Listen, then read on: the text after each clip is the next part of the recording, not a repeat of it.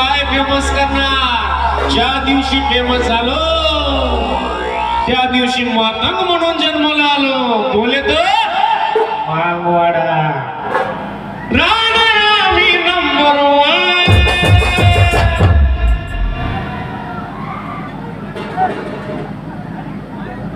1.